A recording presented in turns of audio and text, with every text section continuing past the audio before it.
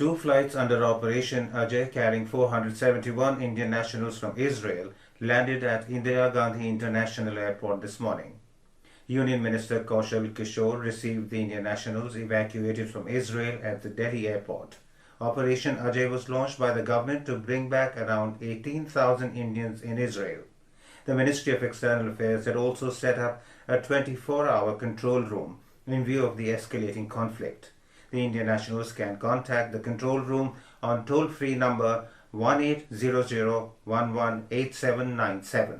They can also seek assistance through email at situationroom@mea.gov.in. Israel Defense Forces IDF today plan to move a ground offensive into Gaza Strip by land, air and sea. A warning issued by Israel on Friday told Palestinians to evacuate the northern part of Gaza immediately. Reportedly, 1 million people fled south towards a closed border with Egypt. No timings or specifics have been provided by Israel about the ground offensive as of yet. Palestinian Health Ministry said more than 300 Palestinians have been killed and 800 injured in the Gaza Strip in the last 24 hours.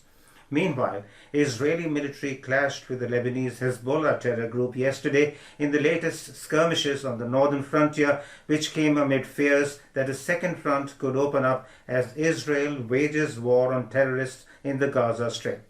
According to Israel Defense Forces, the clashes began yesterday afternoon after some 30 mortars were launched at military positions in the contested Mount Dove area on the Lebanon border. According to U.S. officials, the Pentagon has ordered a second aircraft carrier strike group to the eastern Mediterranean near Israel to deter Iran or Hezbollah from joining the Israel-Hamas conflict.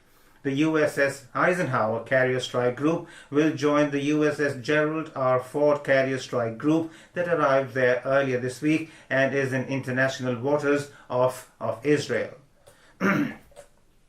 In Maharashtra, at least 12 people were killed and 15 injured when a speeding minibus hit a container truck on Samriddhi Expressway in Chhatrapati Sambhajinagar district early this morning. The accident took place around 1 a.m. in Vaijapur Tehsil in the district. According to officials, the deceased included 5 men and 6 women, all of whom were related. President Draupadi Murmu and Prime Minister Narendra Modi have expressed grief over the loss of lives. In a social media post, the President also expressed her condolences to the bereaved family members and prayed for a speedy recovery of those injured. In a social media post, the Prime Minister said that he was pained by the loss of lives in the accident. Mr. Modi announced an ex gratia from the Prime Minister's National Relief Fund of 2 lakh rupees each to the next of kin of each deceased and 50,000 rupees each for those injured. He also wished speedy recovery for those who got injured in this accident.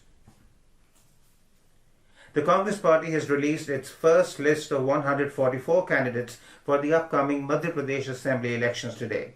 State Unit President and former Chief Minister Kamal Nath will contest from Chhindwara. Former Chief Minister Digvijay Singh's son, Jaywardhan Singh, has been fielded from the Raghigarh seat.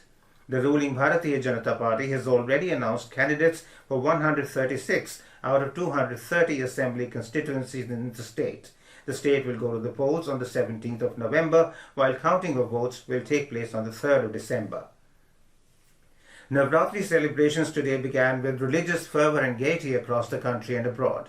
In Jammu and Kashmir, all the big and small temples are geared up for the 9-day-long celebrations. The Navratri festival will begin at the Katra town of Riyasi district amid religious fervor and gaiety.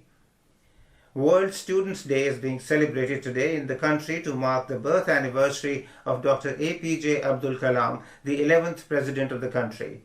Dr. Kalam, also known as the Missile Man of India, was born on the 15th of October 1931 in Rameshwaram, Tamil Nadu. In ICC Men's Cricket World Cup, England will take on Afghanistan at Arun Jaitley Stadium in New Delhi today. The match will start at 2 p.m.